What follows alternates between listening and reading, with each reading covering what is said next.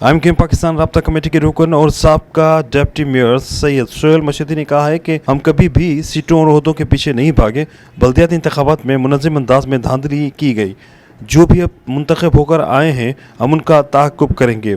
Zonal office पर media से गुफ्तगू करते हुए सैयद सोहेल मशीदी ने कहा कि हैदराबाद, टंडोला और दीगर ज़िला में अवाम ने बल्दियाती इलेक्शन का बायकाट किया। आज हमने देखा कि हर 15 मिनट के बाद टीवी पर इश्तिहार आ रहा था और इश्तिहारों के ज़रिए बताया गया कि हम आ रहे हैं। हमने कराची के हकूक़ के लिए कुर्बानी दी। हम अदालतों और इलेक्शन कमीशन के पास भी गए लेकिन हमें कहीं से इंसाफ नहीं मिला। बन जाओ, लेकिन इस बात पर हमें हमेशा फ़ख्र और इत्मीनान रहा है कि हमें कभी भी इन सीटों की ज़रूरत नहीं रही, ना हम कभी भी इन सीटों के पीछे भागे।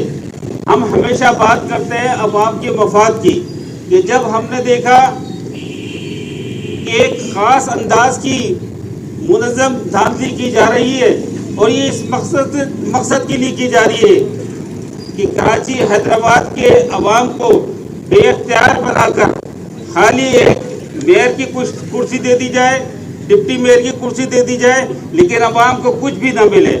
इस सिलसिले के अंदर बहुत सारी सियासी जमातें सिर्फ इलेक्शन को फोकस करके बैठी हुई थी, लेकिन हमें खुशी इस बात के ऊपर है कि इस मसले के लिए हमने वफाक से मुज़ाकरात किए। हमने पहले पीटीआई से मुज़ाकरात किए। पीटीआई से जब बातें नहीं मानी गई, सुप्रीम कोर्ट का फैसला आ गया। चीफ जस्टिस साहब ने कह दिया कि ये इख्तियारात इनको दे दी जाएं, लेकिन सुप्रीम कोर्ट के फैसले पर भी अमल दरामद नहीं किया जा रहा था। और बाकी जमातें कराची के अंदर हमने देखा, जब भी अभी आना जाना होता है कि एक मजहबी जमात के सरबराह के पीछे करोड़ों अरबों रुपए की इंतखाबी मुहिम खर्च की जा रही है।